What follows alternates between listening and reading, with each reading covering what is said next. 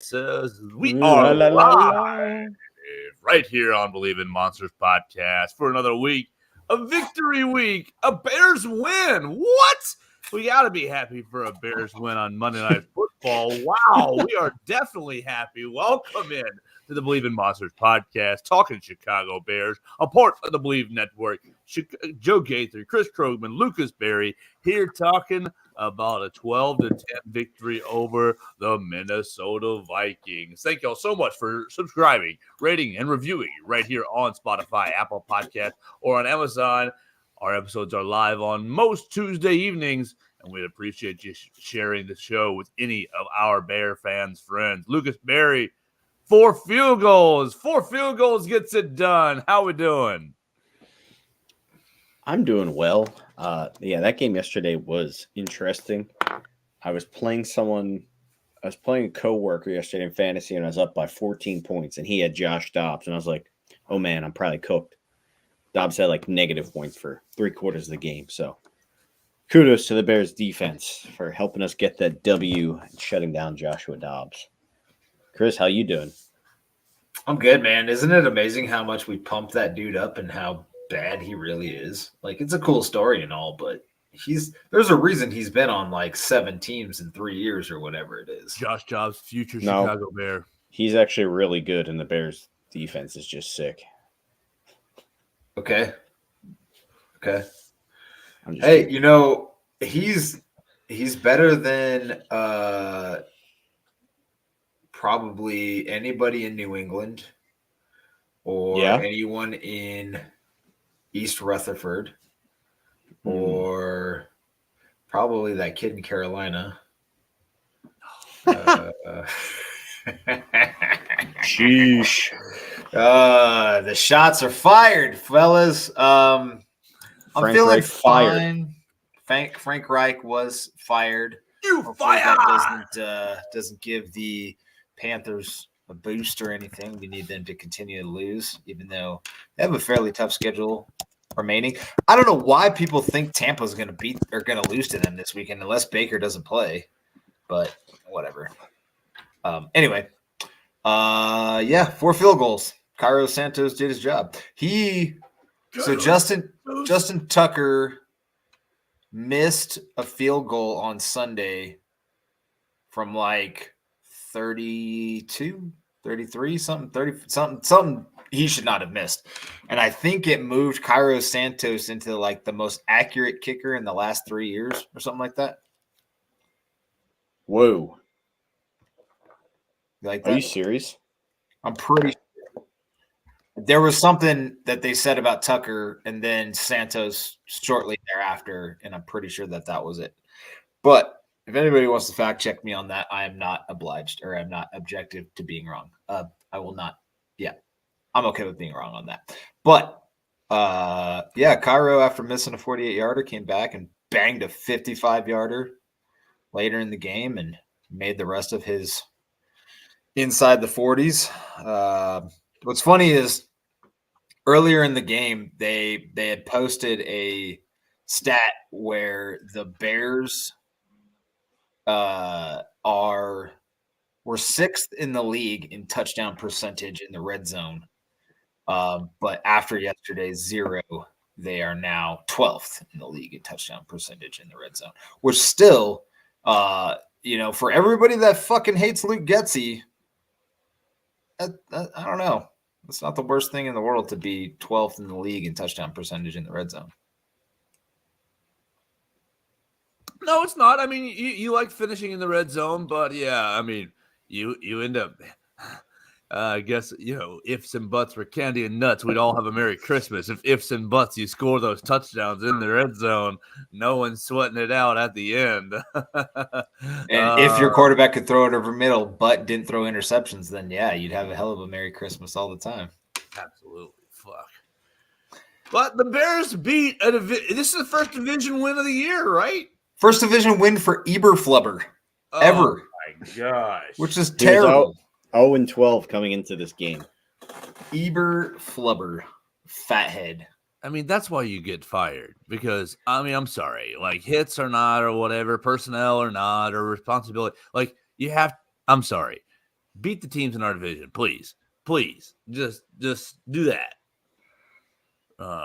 Fire that motherfucker. What's the countdown at now? Like 8 more weeks until he's fired, until Black Monday, because we're not going to be like the Panthers and fire our coach in the middle of the year. All right, so Hogan Johns brought up, like, if they, like, let's say they go 500 or even a couple games under the rest of the year, but they beat the Packers in Week 18. You think George is going to go in there and fire Matt Eberflubber? Yes. No way. No way. I hope so. The only hope is that, like, George has truly stepped back, which some have said is true, and that this really is Kevin Warren's show now, and he is not making the decision. And Albert Breer said something about it where he essentially said Warren wants to bring in his own people, top to bottom, which I don't know, man. Now, like, I'm so bipolar about Ryan Poles. You know, you see Kyler Gordon play really well. You see Brisker play decent. He played well this game, but he's had some availability issues and some Flappy Bird issues. Your boy Gervon Dexter, man, was a freaking monster. Gervon Dexter is the Jesus. He played really well. He had TJ Edwards. Oh man, if he would have tackled Brandon Powell in the backfield when he was flying by him, that would have been so sick. But I can't blame him for missing Mighty Mouse, dude. That was hard. Massive game for Poles picks, though. You're right, Chris. Yeah. And Zach Pickens isn't like standing out, but he's not standing out. He's not standing out as being atrocious either. Yeah. And my favorite guy everybody likes to beat up on, Justin Jones, is having a solid year as well. Billings is having a good year. Montez Sweat's a beast. DJ Moore was a Ryan Poles bang the table guy. So yeah, but then you have the other side of the coin with Chase Claypool. Darnell,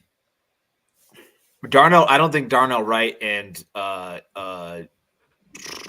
George Carter's even a story anymore. I think Darnell Wright has easily matched talent with Jalen Carter. And then Dexter easily makes up for that. I mean, dude, Braxton Jones last year too. I mean, he's been awesome lately. Braxton Jones. Tyreek Stevenson, he got his first pick last week. He's playing really well. I thought Terrell Smith had a hell of a game filling in. Pretty good in relief for him. So yeah, I can give him a pass on Claypool and Roquan, man. That one's hard to swallow watching him, man. I watched most of that Baltimore game and he was everywhere. Yeah. So that one's hard to watch, but oh well. Shit's gonna happen. Joe, what do you think about Poles and what his status is, and Kevin Warren and all that stuff? Everything we just talked. Okay, so look, you got to give McCaskey the unlimited gift card at the pro shop and just say, "Hey, man, we're making all the choices now." But you open this up by talking about if they beat the Packers in the last week, will that save Eberflus's season or save his job?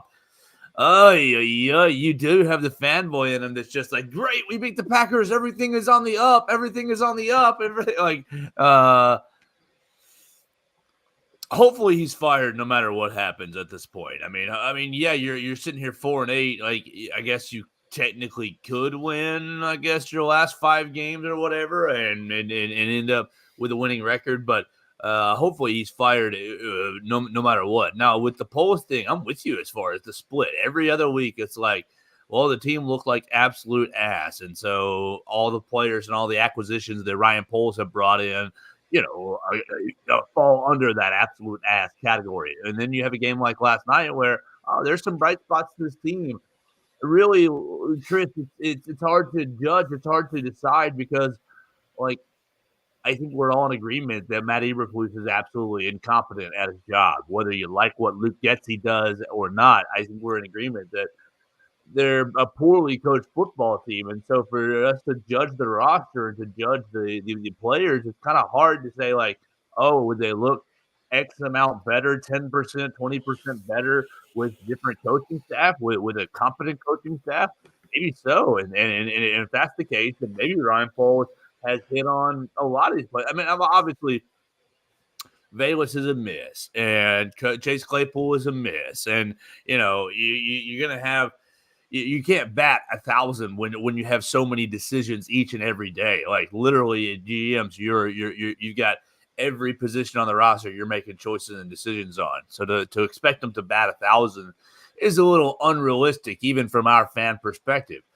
But yeah, today where I sit on Monday, I guess, or on Tuesday, November 28th. I'd be fine with if Polis came back. I really am just maybe he doesn't get to have as much say so in the head coach. Maybe he's just a talent acquirer because he seems like he's doing that. Like he seems like there's good pieces and parts on this roster. It's interesting, man. Like I'm with you at the like. It's so a couple things. Like you said, they're poorly coached. So the defense is balling out. And I know Lucas has another aspect of this that he's going to want to talk about, but I'll just talk about it from the Flu's perspective. Defense is playing really, really well, has played a lot better since he's come on. You see him putting a lot more pressure on quarterbacks. He did that right away once he noticed Dobbs was failing miserably at it. They've had back-to-back weeks of 4 turnovers. To the flip side of that, we talked about this last week, couple weeks, probably every freaking week so far, is the penalties are ridiculous, man. The amount of penalties this team gets is absolutely not okay. And that is a testament to coaching. And then I am so confused at the offensive situation. I don't feel like Getsy is this dude that is going to throw 4 million screens. But I get the sense that Eberflus is you better take care of the ball guy, and Getsy doesn't know what else to do. Like, all right, I guess I'm just going to, like, chuck it short or chuck it to the sidelines and, like, let the playmakers make plays. And in all honesty, a decent amount of those screens worked this week because you had ESB in the game instead of freaking – man, Mooney can block, dude, for being 5'7", 180 pounds or whatever. That dude He's can got block. a little bit of that dog in him. He does, and it's going to be kind of sad to see him go, but he's trending downward, unfortunately. But when you're asking him to block a million times a game, and then when you don't ask him to block, you try to get him killed, no matter who the quarterback is, whether it's Bagent or Fields. He took one of those hits on the sideline. He took a shot. But yeah, Lucas, what's your kind of take on? I know you immediately said yes, he'll still get fired even if he beats Green Bay. Praise the Lord. Yeah, I mean, I think there's too many breadcrumbs at this point of people like Albert Breer saying it. We heard Schefter go in the air and say he thinks 7 to 8 coaches are fired this offseason. Everyone's talking about how good this coaching carousel is coming around. And then you also have that Bears radio dude, Bill Zimmerman, saying that Eberflus, the Lions game, is what will get Eberflus fired. And he's generally pretty well connected. He was the one that broke the Panthers news. So I don't know. I don't really think there's anything he can do to kind of save his job. I mean, I think at the end of this, even if the Bears do win a couple more games, polls could be like, we could be a playoff team if we didn't have this buffoon leading the team. So yes, exactly. No matter how you look at it, it's like with the amount of like blown leads and how, I guess, more talented the Bears are than we thought they were. I think a lot of that will come down on coaching. And I do believe Warren is there to lay down the law. So we'll see what happens. I mean, Luke, you would, just objectively, the Bears should be beating the Falcons and the Cardinals. Boom, that should be 2 wins. The Bears should be beating the Packers. I think they should win 2 of those 3 games, yes. Right. And, okay, you're going to give back another Lions loss based on talent, and if you win that game, whoop-de-doo. But, like, the schedule, when we rolled it out there, maybe y'all were rolling your eyes at me in the summer when I said, 11 wins, 12 wins or whatever. But, like, the schedule was not hard. The schedule had a lot of bad football teams on it. And you just had to have adequate coaching. You get the Denver game back. Like, you get a lot of these games back there where you just absolutely fell on your face. You get the Packers game back in the first week. I even think you should have the Bucks game back in the second week. Like, all right, you're gonna have weeks where you get your butt kicked like you did with the Chargers 2-3 weeks ago. But like, the schedule was not that crazy, and so God, it just shows to me, Eberflus, you win these last 5 games, great, go do it, buddy. Go do it for your own sake. But fire him no matter what. And I know we keep. This isn't a shot at you, Chris, but I know like we all love to predict like what will happen, and we're like, well, if this happens, if the Bears win, 3 or 4 more games, I'm just like, I don't see how they can do it. They haven't beat a competent quarterback yet. Like the Bears, right? But you just called out 2. Okay, so there's only 5 games left, right? Is that what you said? Yeah. Okay, so you got 4-8 is 12, 12-5 is 17. Yeah. Okay, so 3 of those are not competent quarterbacks, Desmond Ridder or Taylor Heineke, whoever they're rolling out. Kyler's good, but I think Arizona's terrible. And Jordan Love is suspect. Okay, you got Browns and Lions are the other 2 games. And dude, watch PJ Walker come in and beat us. That's going to be great. They could fully end it. I mean, the Browns are going to be tough just because of that defense, but I mean, shit. Okay. Well, I think it's only going to come down to you won this many games, but you could also won 3 more, and your dumbass blew them. Right. At the same time, you could say, okay, so he wins 2 more. Like I said, he doubles his win totals from last year. Yeah, I could have won a few more, but this is year 2 of a rebuild, and I doubled my win totals. I mean, it's really going to come down to if they. And I picked my OC, and my OC says this quarterback he can't win with. And if I had, that's where quarterback. I think if they go new quarterback, it's a definite new coach. I do not think they'll do that again. I know they have done it. I mean, I get it. That's logical thinking, and that is not Bear or logical. I don't know. I just think I do think Warren's going to change things. And I think it's hilarious that people are like, they took the still shots after the game where Poles and Warren in the locker room. Like, look, they're happy. No changes will be made. And I'm just like, Warren just beat the team he came from. They have 4.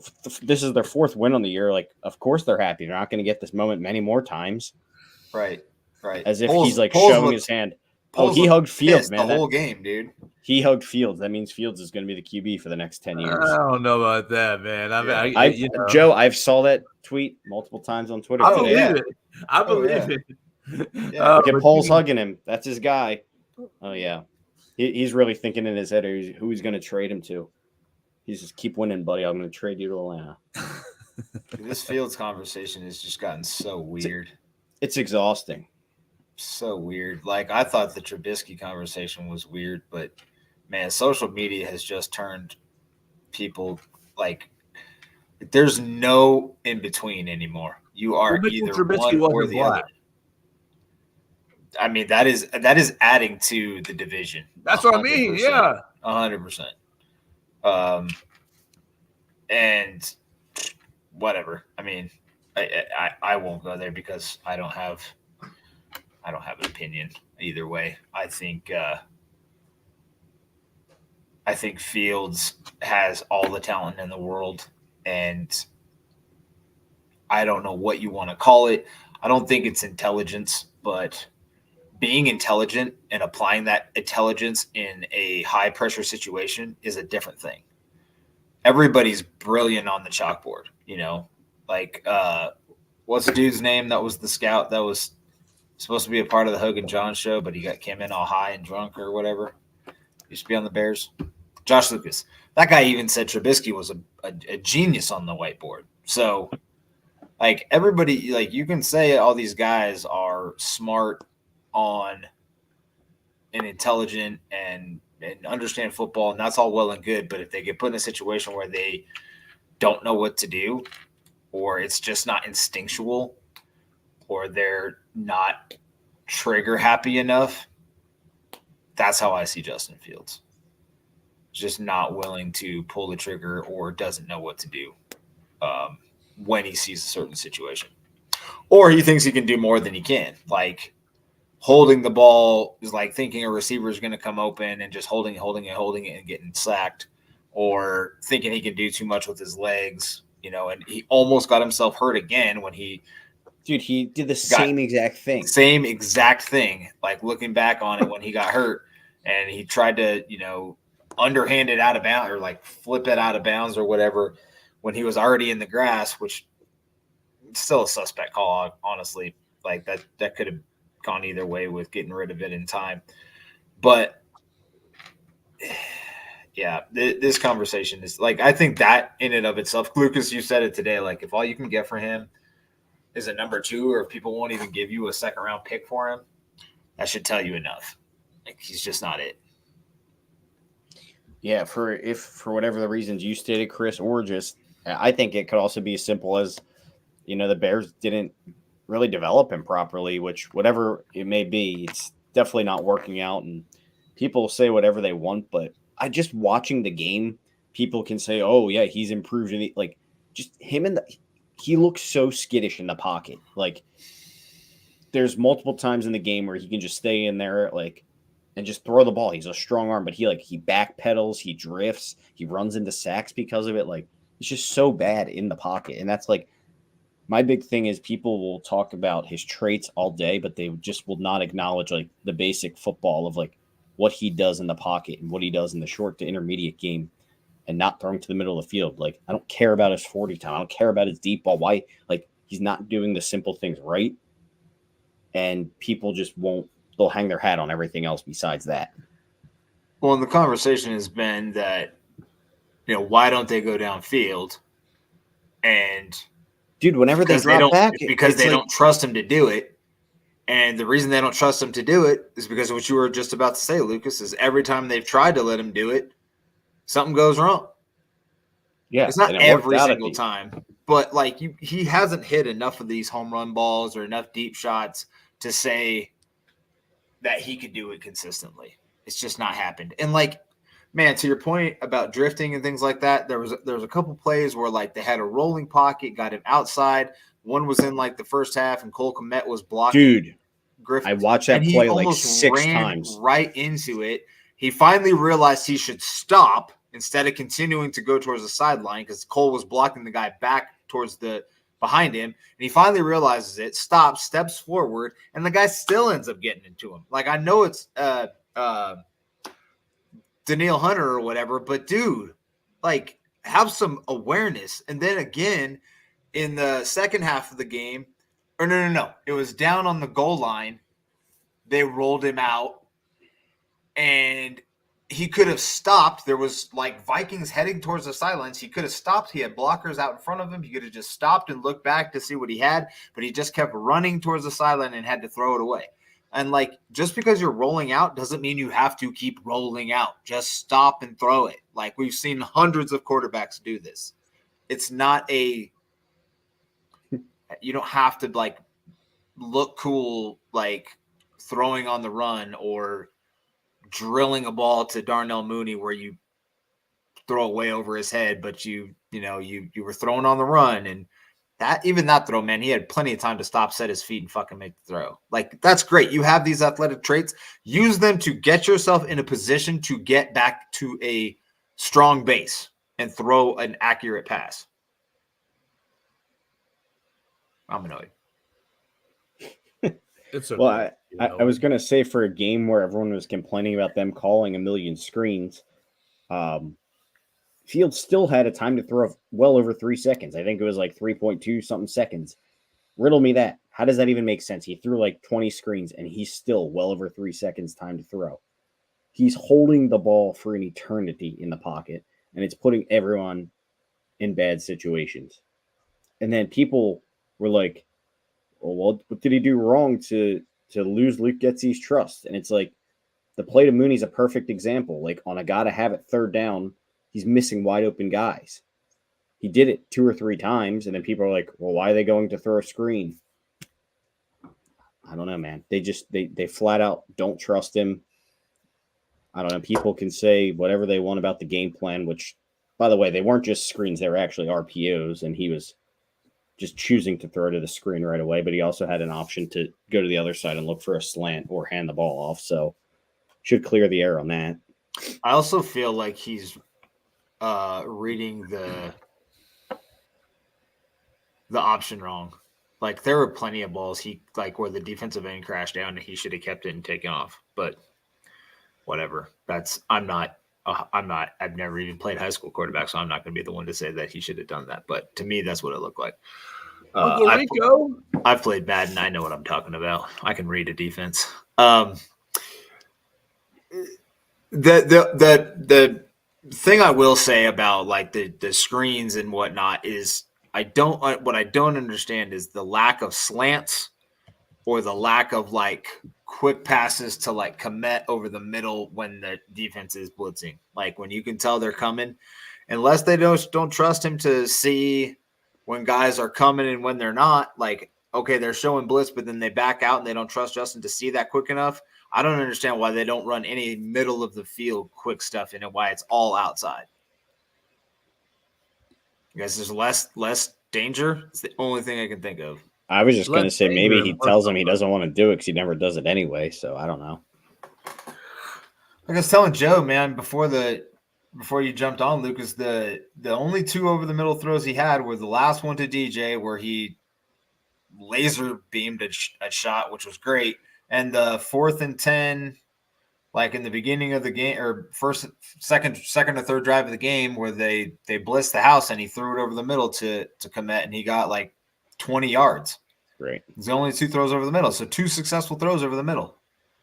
The other one, well, kind of, is like he used his legs to get outside and he threw back across to Roshan.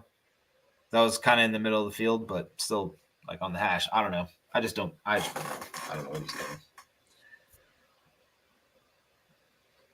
I don't know. I know people say whatever they want, but for me, at the end of the day, you scored not even a single offensive touchdown, and the defense gave you 4 turnovers. No matter what, no matter play calling, this, that, the other, there's no excuse for it. I mean, really, it's just like I just don't know when the excuse making runs out. Get rid of all of them. Take all of them into Lake Michigan and drown them. Joe, do you have faith that a new coach would just walk in here and fix Justin Fields? No, I don't. I think it's possible. I think it could be. It could happen. Depends on the right guy who speaks the right language and has the right relationship. But confidence, absolutely none. So that's what's got me into such a cynical place is that, I do think that Poles has brought in pretty good talent, and I know that Fields is not a Poles guy, but I think he's brought in pretty good talent. And to our earlier comment, like I think that a good coach gets a lot more out of the talent that's on the roster. Do they make Fields look like a consistent, competent quarterback? I don't have a whole lot of faith or hope in that.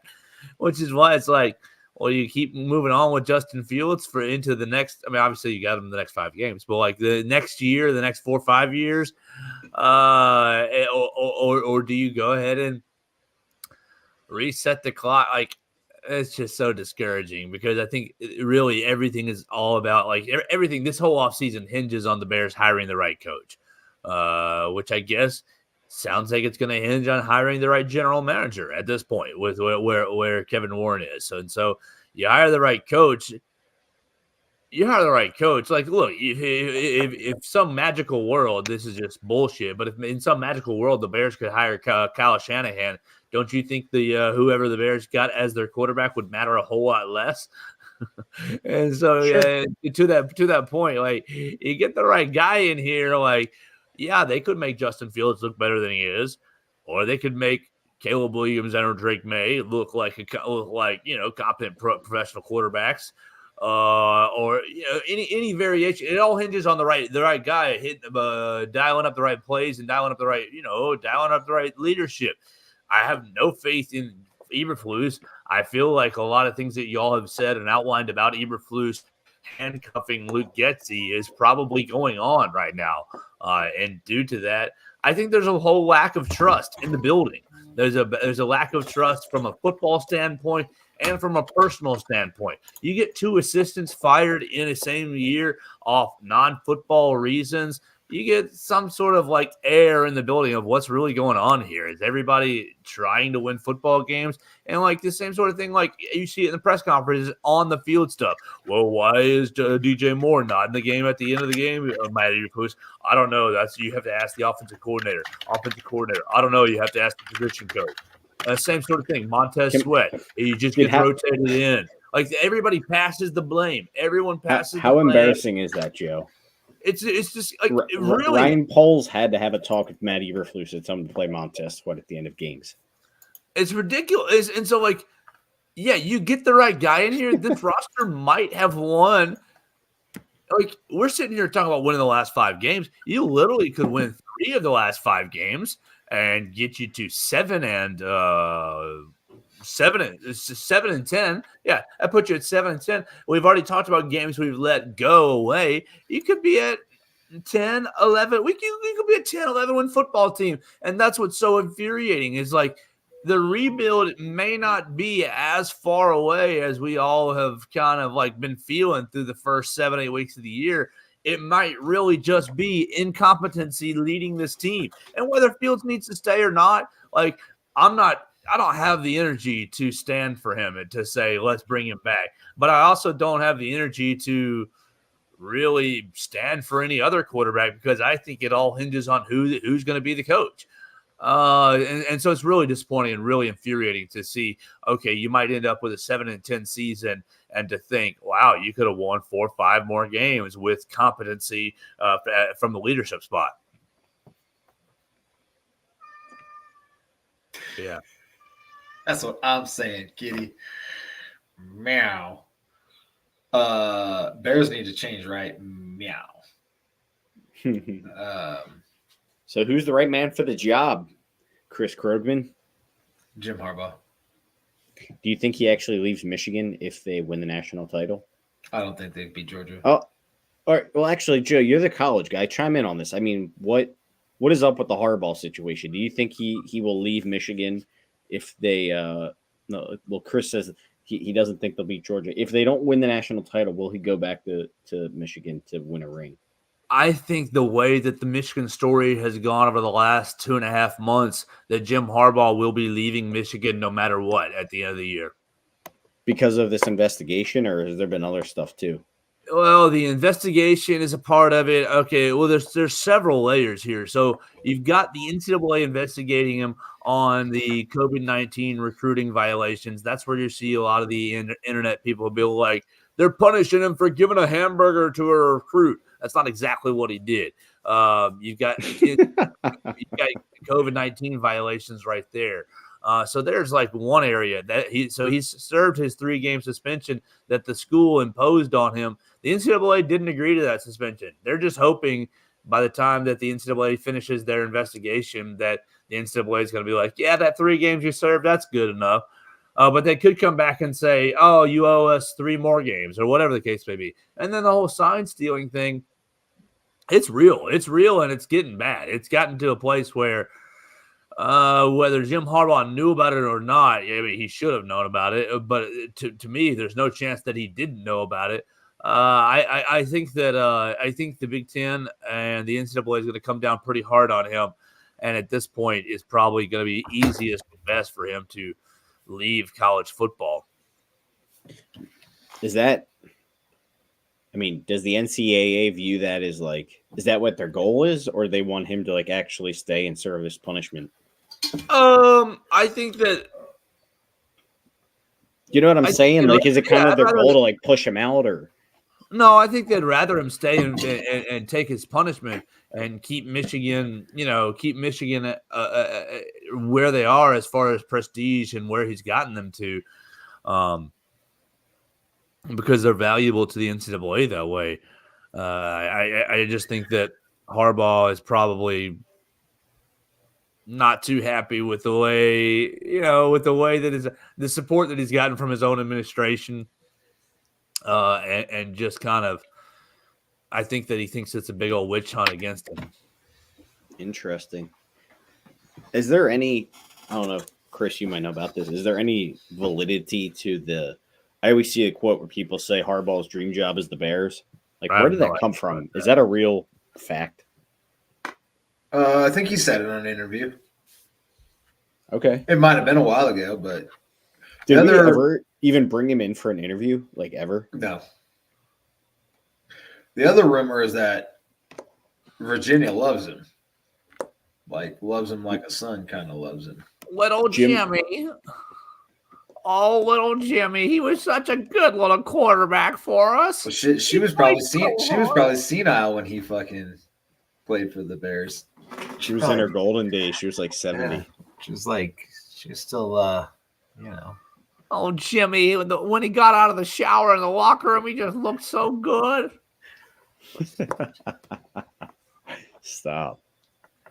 He reminded me of McMahon, that McMahon boy. Was he after McMahon? Yeah. Oh, yeah. What year did Harbaugh even play for the Bears? I don't even know. Like 92? Early 90s? Like early to mid 90s, right? He was right after McMahon. And so he basically was like knockoff McMahon. Yeah, he was any good.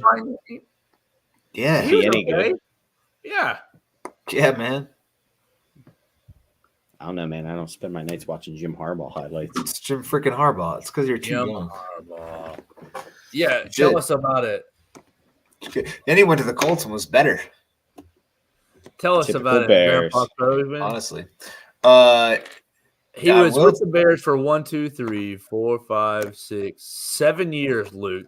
And in 7 years, he completed 58% of his passes for 11,000 yards, 50 touchdowns, and 56 interceptions. Dude, that's Hall of Fame numbers. That's Hall of Fame numbers for the Bears. He had a record of 35 wins and 30 losses in his 65 games started. How the hell does he want to come back here so bad? He was trash. He was ass, dude. Why does he want to come back? He took 157 sacks. He had 7 fourth quarter comebacks. I think Fields had 157 sacks last year. How many did he have? Didn't he have like 70? He had half the amount Harbaugh had in 7 seasons. Yeah. He was trash. He was awful. He was amazing, dude. So why does he want to come back so bad? What does that matter? 56 interceptions. It doesn't matter how good or bad he was. For the Bears, he likes it so much. He had 1,600 yards rushing and 15 touchdowns rushing over 7 years. See, bang, his Fields. Oh, shit. Now, okay. Now, while speaking to this, though, would you guys trust Jim Harbaugh if he said, I would rather keep Justin Fields? Would you trust that decision? Yeah. Or would you be like, that's what I'm saying, Joe. If you have Jim Harbaugh, and he here's the biggest problem. Came in here and said, I want Justin Fields as my QB. You wouldn't trust him, Joe? The only person I'm trusting right now is Eric Bieniemy to tell me that. Fuck out of here. Ben Johnson could get. All right, Chris. I would feel good about Ben Johnson. I need to hear what Chris has to say about Harbaugh. The biggest problem with Harbaugh is he's going to want control. And Poles is going to want his control. So now you're going to have a testosterone fight between Warren, Poles, and Harbaugh. So that's the biggest deterrent for Harbaugh, especially if Warren wants to keep Poles. Plus, like, Warren and Harbaugh didn't have the best relationship when Warren was the Big Ten president. Most of it's, from my understanding, I guess, was due to, like, how the COVID thing turned out. I don't think any of the coaches liked him at that point. Yeah, because he was a dickhead. He was a dickhead corporate manager as a commissioner, which is fine. That's what you needed to be. Well, and he worked for the NCAA, who's just the dickhead corporate manager of the world. I don't think he would hold that against him, though. I don't either. You don't think Warren would hold it against him, or Harbaugh would hold it against Warren? I think for either of them, I think it's like water under the bridge. Yeah, probably. I mean, I really do think Warren's just doing his job, however you may perceive it, Joe. They're in the SEC country. No, I agree with that. I do agree with that. Warren was doing the best he could with the information that he had in a very changing world. And every day is something new world with COVID-19. Outside of that, all the football coaches just wanted to play ball. And so that's what Harbaugh, I would probably take Bieniemy over Johnson strictly on my perception of Bieniemy's relationships in the league and therefore his ability to build a better staff than Johnson could. Yeah. I'm really interested in Bieniemy. I'm kind of surprised he's still not. We don't know what Ben Johnson really is yet. He's good at being an offensive coordinator. And I'm not saying that Bieniemy has any head coaching experience and doesn't have some red flags because nobody's hired him yet. But same thing with Bobby Slowick, dude. That dude's like 36 years old, man. That's another unknown. Yeah. I will say, at least with Ben Johnson, I know he's been around for a while, even though he is pretty young. He's had a variety of coaching positions. So I think at least with his track record of being young, he has kind of an upper leg, especially kind of having full control over that offense for 2 years and helping Jared Goff look like he's a top 10 QB. So this coaching cycle is going to be cool, man. I mean, there's a lot of good coaches. And I think we saw another good one yesterday. I know people might be sour to the idea of a defensive coordinator, but we talked about him on here. Brian Flores is doing something special with that Vikings defense. Like, they are not good, and he's got them dudes playing out of their minds. New man on the Minnesota Vikings. By the way, why did he not blitz on that last drive? I would have sent the house after Fields every single play on that last drive. They also said he drops 8 more than anybody in the league. So if he's not blitzing, he's dropping everybody. There is no in between. Yeah, his shit is very confusing. Just like watching it on TV, it looks like he's like running Madden plays or something. It probably Dude, it's wild. But like during the broadcast or at the beginning of the broadcast, they said there was a lot of talent on this Minnesota Vikings defense. Were they lying to me, Lucas? Dude, I don't think I can name like more than 4 players in that defense. I can't name more than one right now. Well, I know they have Tonga. You're gonna name a bunch of former Bears. I know they have Tonga. They got Bullard, Hunter, Daniil Hunter, Harrison Smith still plays there. And they had whatever that dude's name was that was making like every single play yesterday. I don't even remember his name. I literally just watched the game again and I can't remember his name. You know which guy I'm talking about? He was in on like every play. 44, the guy that blasted freaking blasted, what's his name? And then 40 was in on a bunch of plays too. That little linebacker. Little purple people leader. Yeah. So who do you guys think is looking for a new coach this offseason? Outside of Chicago? Yeah. Let's see. Let's assume the Bears are 1. Carolina Bears. Carolina Bears. Are the Washington? Giants? Washington is, yes, Washington. I think the Giants will keep Fatso for another year. The Patriots. And thus the Titans. You think they're getting a Vrabel? Why? Because you think Vrabel will go back to New England? Yes. Nah, they've been grooming Mayo for that. Let's see. Jets are safe. Bills are probably safe. I don't know, man. McDermott's kind of bad. There's been talk so Robert Saleh could get fired. Salah, whatever. Sailor, you got me on my knees, Sailor.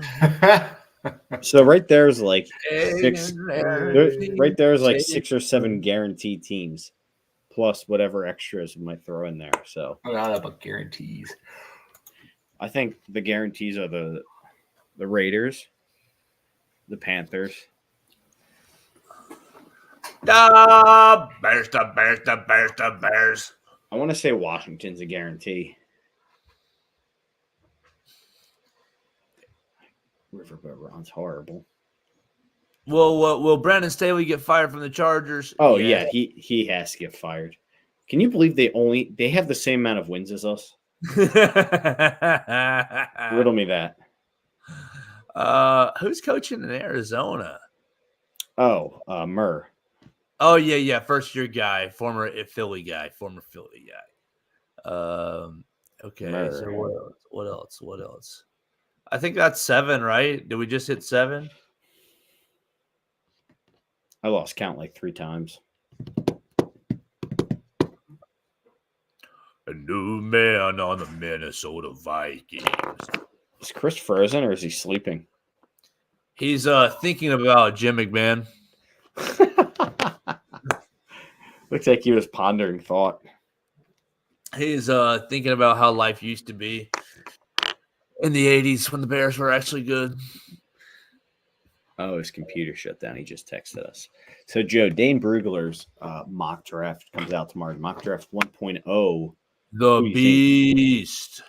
Oh, not the Beast yet, but he's gearing up for it. The taster. Who do you think he'll have the Bears taking? I think Caleb Williams probably. I think he's going to have the Bears taking Marvin Harrison Jr. I don't think so. Golly.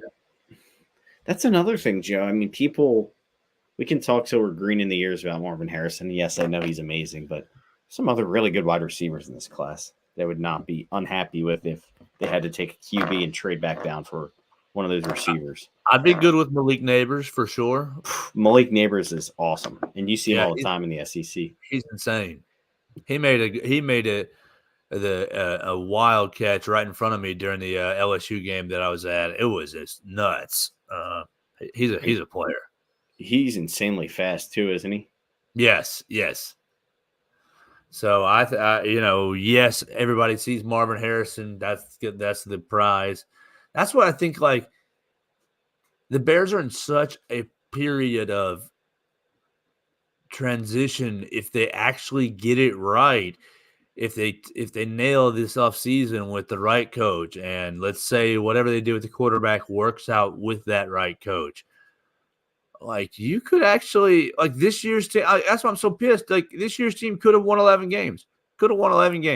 And next year's team, let's just think logically has to be 3% better based on the early draft picks and the assets we have to spend. So 3% better than that. Like that's why I'm so pissed. It's just like any sort of adequacy. So Brugler, I think he is going to go because he's going to give us one with Carolina. With that one with Carolina, he's going to give us quarterback, and then he'll give us best player available with that 5 or 6, with that 4, 5, or 6. Dallas Turner. Dallas will be fun. I can totally see the Bears going quarterback and then D tackle or edge early. I know everyone wants the wide receiver, but keep me going with the trenches, man. If you give me a beast, that's what I'm saying. I think you add Sweat. That's a nice one punch. You draft a guy in the top 10, and you hope Gervon Dexter keeps developing. Yeah, you got a nice little line. You got a nice little line going there. Well, that'll change your team real quick. Really, definitely. Really quick. And then you add bits and pieces here in free agency, and I don't know, man. I think Braxton Jones is here to stay, Joe Gaither, or else I'd be saying, we need a left tackle. But the Bears' offensive line really has been pretty solid, in my opinion. Oh, they've grown. Outside of center, of course. Yeah. Stab me in the eyeball watching Whitehair or Feeney or Lucas Patrick play center. Right. Excuse me. Luke, what you going to do with your bye week, man? What's your Bears are in a bye, so goodness gracious, all you Bears fans listening, no losses to endure this week. What you going to do with your bye week, brother? Well, I will have to be keeping up with fantasy. I'm in the thick of things in a few leagues, which is pretty cool. So definitely we'll be watching football on Sunday, but without the pressure of the Bears, obviously. Got to get the Christmas tree up. It's that time of the year again. So get the tree up, get a little decorations going. Should be a nice bye week. How about you? I will be coming back from SEC championship game, so I'm excited to not have a Bears game on Sunday.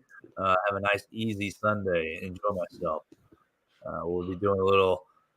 I won't be. The handbell choir at our church will be doing a little performance Sunday evening, so I'll be watching, hitting the buttons for them. Nice. Yeah, turn the right lights on and the microphones on for the handbell ladies. Well, I don't know if Chris Krogman's going to make it back. Do you?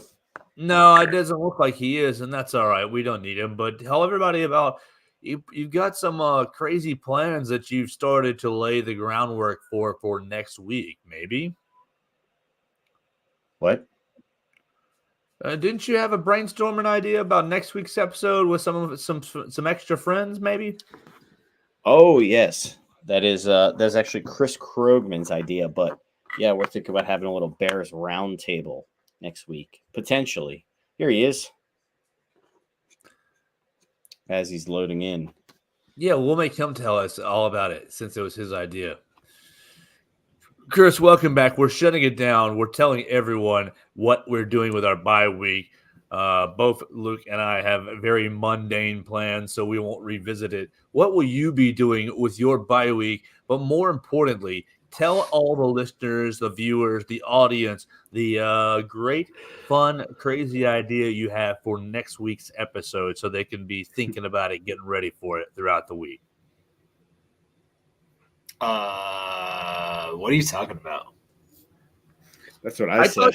I thought you based off my phone and stuff, everything I saw on my phone today, it sounds like we're having a lot of fun next week with a bunch of Bears fans friends. Well, we're gonna try to get two. We had a couple of people that we wanted to bring on that we are. Well, I enjoy their Twitter accounts. I think I've talked Lucas into coming around on a couple of them, but there's some fun folks. So we got some fans that might join us next Tuesday. But for my mundane bye week celebration, so we got our kids a yearly pass to this trampoline park place called Urban Air. Heck yeah. They have an entire wall television that they have, and they play football on it on Sundays. So I'll just sit, watch football, and have the Red Zone stream in on my phone and chill watching that, dude. It's gonna while your boys are getting their monkeys on. Yeah, while they're running amok and jumping around and playing laser tag and eating pizza. Dude, this deal is such a smoking deal. It's like $17 a month per kid. Every time they go, they get a free piece of pizza and a popcorn or a chip. And they can play on every single attraction that they have. They have like a zip line that rides around the ceiling. They have a rope course. They have bunches of trampolines. They have laser tag. And all of that, my freaking 7-year-old just wants to play the video games there every time. I'm like, dude, you have video games at home. Like, go jump around. So, jump around, jump around, jump around. Yeah, you got to get him. Play that in the speakers on the way. Yeah, constantly. That's House of Pain is the forever song that plays on the way to the jump park. Yeah, we should have a good time next week. We'll talk with some fans. Get some mid-year takes. Hopefully they are conflicting views so that we can have a little fun discussion on the pod next week. But yeah, it should be a good time. And Chris, last concluding thought that you also missed when you were gone. Dane Brugler's mock draft 1.0 comes out tomorrow. Who are the Bears taking at number 1 and number 4? Drake May at number 1. And if somehow Harrison's there at 4, they'll take Harrison. If not, they'll trade out. I'm saying in the mock draft, who do you think In the will be mock, in there? Harrison. They'll take Harrison somehow. Like, say what if the Cardinals could easily say Kyler is their guy and go with Dallas Turner or trade out, and you could say you could see a quarterback number 2, Caleb's. I don't think there's going to be a quarterback that's going to move far enough up to get to 3, unless somehow JJ McCarthy pulls it off. But that would be Sam Hartman, baby. Why hasn't he done it yet then, dude? The guy's like 40. Oh, man.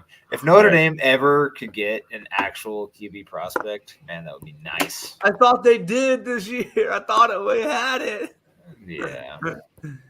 Yeah. But anyway. All right, my prediction was Caleb Williams and Dallas Turner. So we will see tomorrow what Dane Brugler has in store. Shit, man. That'll be interesting. We'll see. You draft a Bama boy in the first round. That looks like 3 new Believe It Monsters jerseys in the mail pretty quickly. Oh yeah. So Ryan Polis, keep that in mind. If you still get to have that selection in April, you want to sell 3 jerseys. Keep that in mind. 3 measly jerseys. Why haven't you bought us our Montez Sweat jerseys yet? Montez Sweat. Don't look at it. And if you do you know where he went to school? He's an SEC boy. Yeah, Mississippi State. Bingo! 2 points. South Carolina. Mississippi State. Cowbell. More cowbell. Hey, I said a maroonish and white team. Yeah, you're South Carolina. Got the right colors there. That's close. He wasn't on Jeffrey Simmons' team, was he? I think he was. I'm in the Cowbell Park class, but I think they were in the same. I think they crossed over and shared a year or 2. All right, Joe, sing a song and take us out. Bear down, Chicago Bears, make every play, clear the way to victory. Bear down, Chicago Bears, put up a fight with the might so fearlessly. We'll never forget the way you thrilled the nation with your T formation. Bear down, Chicago Bears, and let them know why you're wearing the crown. You're the pride and joy of Illinois, Chicago Bears. Bear down.